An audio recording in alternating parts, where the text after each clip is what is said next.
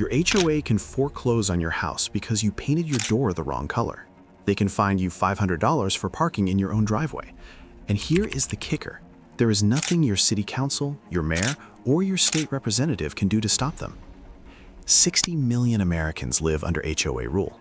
Most of them have no idea that when they signed those closing papers, they were handing over more power to a private board of volunteers than they give to the government. The power gap. If you break a city ordinance, you get a ticket and a day in court. If you break an HOA rule, the rules of the game change entirely.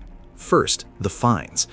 They can fine you for almost anything: lawn height, holiday decorations, or having a non-conforming mailbox. Because these are private contracts, there is often no appeals process beyond the very board that fined you. Second, the liens. Unpaid fines turn into a lien on your property. This means you can't sell or refinance. But in many states, these are super priority liens. This leads to the ultimate weapon: foreclosure. An HOA can take your $400,000 home over a $5,000 debt, even if your mortgage is paid in full. They aren't a government agency. They are a private corporation, and they have the keys to your front door. How did we get here? Follow the money. In the 1970s, cities hit a wall. They wanted the tax revenue from new residents, but they didn't want the bill for the infrastructure, the roads, the sewers, the streetlights. So they made a deal with the developers. You build the neighborhood, and you maintain it forever. To do that, developers created the HOA. It was a perfect system for the city. They get the property taxes, but they provide zero services inside the gates. In 1970, only 2% of new homes were in an HOA. By 2024, that number hit 60%. We didn't just build neighborhoods, we outsourced the very concept of local government to private corporations. Think your monthly fee is the only cost? Think again. Imagine your community pool needs a $1 million repair, but the HOA's bank account is empty.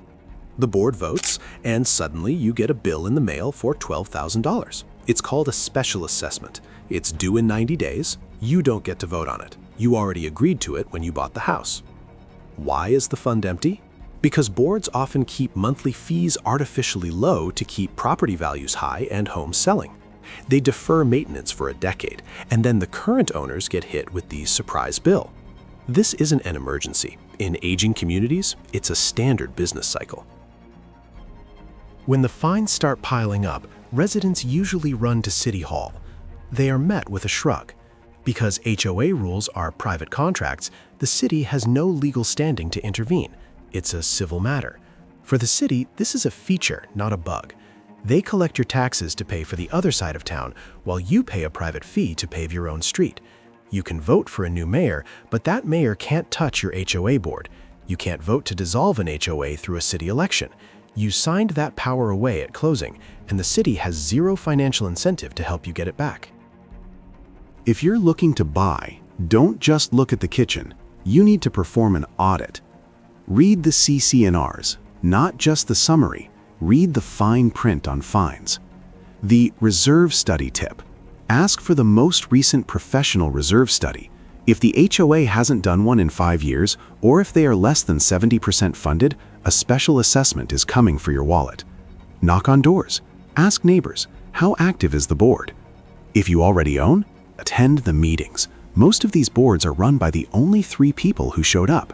If you don't like the rules, you have to become the rule maker. HOAs are more powerful than City Hall because we traded our rights for a manicured lawn. The question is, did you know what you were giving away? Read the docs, check the reserves, know what you're signing.